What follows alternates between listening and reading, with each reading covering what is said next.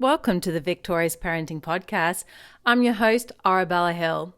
Today we're going to be talking about anxiety and worrying. Does your child worry too much?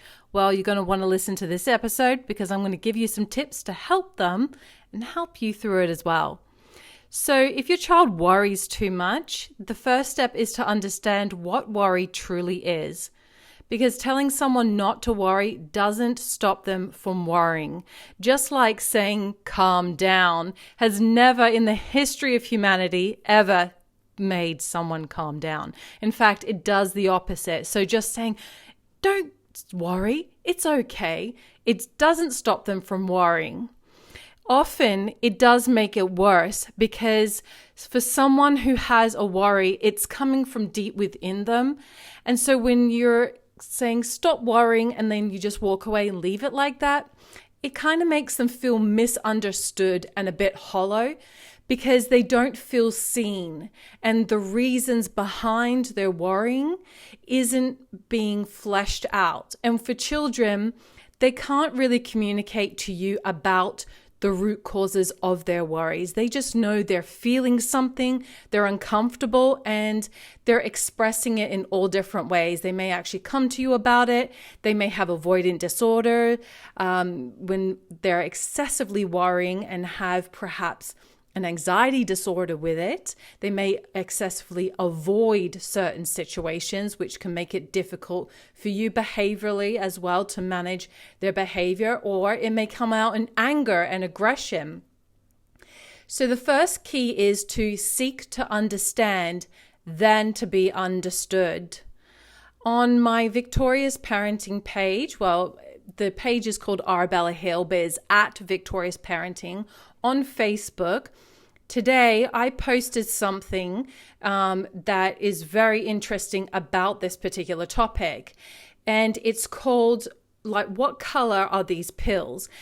Do you remember back in 2015 and people were arguing over the color of that dress? You see, one person would see it as blue and black and the other person would see it as gold and white. Well, this is similar to that, and there is two different pills in this picture. Pill number A, pill number B. Pill number A is a yellow picture with a yellow hand, and pill number B is a blue hand. But the pills themselves that they're holding in their hands, the color of them will look different depending on your age. And it's a trick of the eyes, pretty much. So when I look at this image, I see A as being a light purple pill and B as a grayish black pill. But my son, he sees A as being blue and B as being red. So this demonstrates that adults and children do not see the world in the same way. And when there is conflict between parents and caregiver, and the parents and caregivers or the child, so we're not just talking about parents, because I know I have grandparents and great-grandparents listening, and we also have teachers listening as well. So when there is conflict between an adult and children in their care, what we're trying to do is get them to see our world our way. And they're trying to get us to see their world their way. We're seeing things from a totally different perspective. We may be looking at the same thing. I'm looking at the same dress, but I see it as a different color than someone next to me. I may be looking at the pill in this picture, but to me, it's a different color, and to my son, it's a different color. You see, so there has to be something that gives in between. If there is a conflict, if you're looking at things and they are different to you and different to your child, something has to give. And here is the fix for that. Let go of your goal for a moment.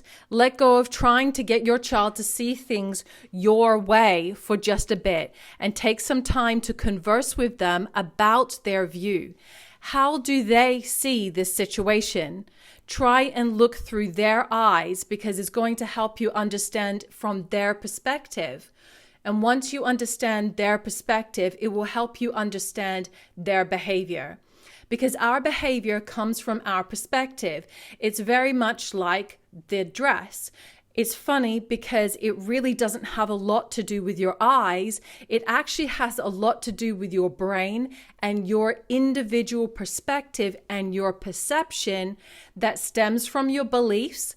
They come from your experiences, and your experiences then form thoughts and judgments. So it's not so much the eye that's the issue, it's the perspective. That's the issue. That's where conflict comes in parent-child relationships. They have their perspective based on their experiences, beliefs, that has formed thoughts and judgments, and so do you. So when you look through their eyes, it will help you manage their behavior better, and you will begin to see things more clearly from their point of view. And so then when you set the house rules and other things of that nature, you can do so understanding their perspective in mind. You can try to help them understand your perspective, but it's going to be difficult depending on your child's age. Younger children, for example, do not really have the ability formed in their mind yet to truly see things from another person's perspective. So there has to be a leader in this situation. That leader is you. And you have to go that second and third and extra mile to look at things from their perspective when there's a conflict and acknowledge their perspective. It doesn't mean that you give in to their behavior. It means you acknowledge that this is the way they are seeing this situation.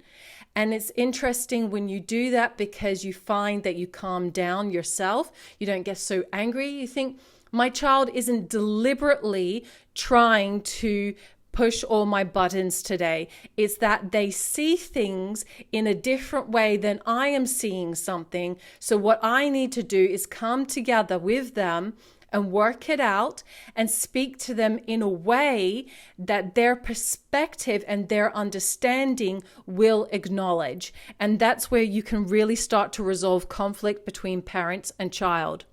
So let's go back to the topic of worry. Worrying is an uncontrollable stream of ideas. So now we've just sought to understand, then to be understood. What is worrying? It's uncontrollable stream of ideas. This is why telling someone not to worry doesn't stop them from worrying, because it's unconscious. Once it gets started, it just keeps going. And these streams of ideas are focused on future events. Worry provokes feelings associated with anxiety, such as avoidance, apprehension, heart palpitations, and more. And like I said a little earlier, it can come out behaviorally, even as aggression. Excessive worry that is persistent for a few months or more may be a sign of GAD, which is generalized anxiety disorder. And this is not something that either I or you can diagnose. It needs to be diagnosed by a professional. Worrying prevents the worrier from thinking clearly. Simply saying don't worry is not going to stop the uncontrollable stream of ideas, and it's not going to prevent them from suddenly thinking unclearly. It's not just going to suddenly snap them out of it. So what's the fix for this? Is to have a conversation with your child. What do their worries tell them? What future events are they concerned with? And what is the narrative in their heads? What is the story they're telling themselves about this? For example, if your child is worried about going to school, and you may not really know they're worried about going to school. Maybe they just don't want to go to school. And maybe it's absolutely hell every day to get them up, get them dressed for school, get them out the door, and get them into the classroom.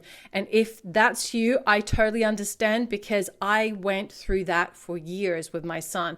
And I did not know, because it came out aggressively sometimes. I didn't realize that it was a symptom of something much deeper. It was a symptom of him worrying, and he was actively trying to avoid something because he didn't tell me that he was being absolutely bullied at school. Now, if your child is doing this, I'm not saying that is what is happening to them at school, but that was from my experience, that there's something a lot deeper going on, and that we need to have conversations with our children and probe deeper. And I know it can be hard because a lot of children, especially boys, they'll have the I don't know. How was your day? I don't know. How are you feeling? I don't know. So when that happens, it's best to get them in a situation where they're comfortable, relaxed, they're having fun, playing games, playing a board game, being out with you where you are able to converse with them and say, hey, how's such and such at school? Do you like the teacher? Do you like the food that I'm giving you? Is that enough? Just ask these little questions to get them to open up. How's the library at school? What do you do when you're on your break at school? Oh, what's the weather like? Those kind of things. And eventually it gets them to open up to you. So often worry is an automatic mechanism that is designed to try and alleviate anxiety around the unknown by running possible scenarios through the mind and playing them out fully. And this is called something that is labeled future predicting. But this future predicting never leads to a reduction in anxiety because there are too many unknown variables. And our brains are incredibly smart, even if we consciously don't acknowledge it.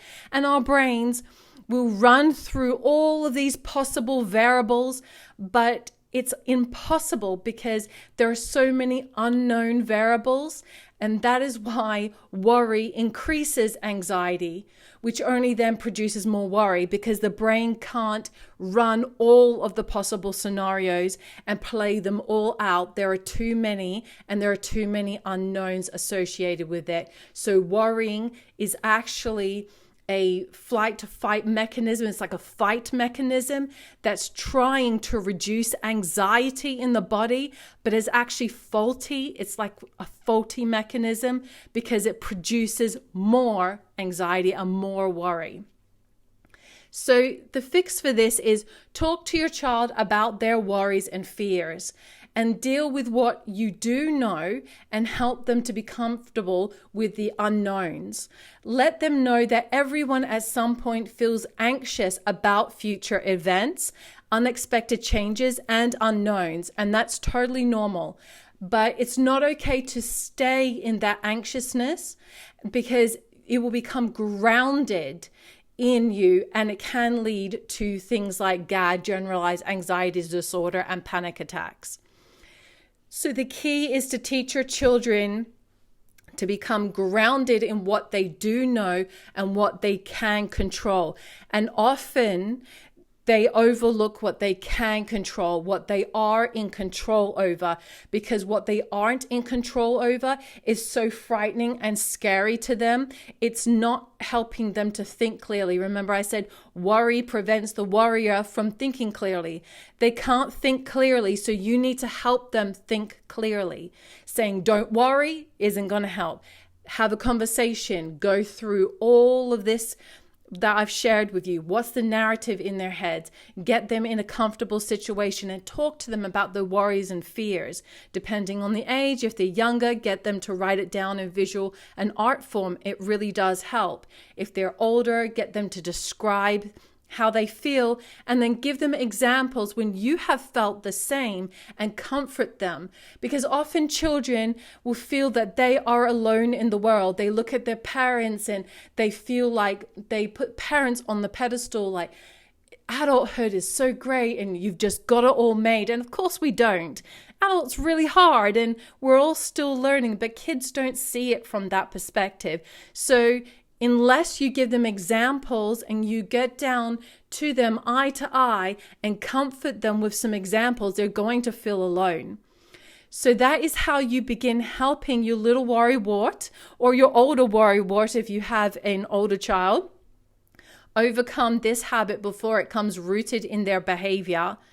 So that is what all my things for worrying is today. I've given you a lot of information. If you found this helpful, share this podcast, come on the Victorious Parenting page on Facebook and drop a comment and let me know. Did you try out these strategies and how did they go for you?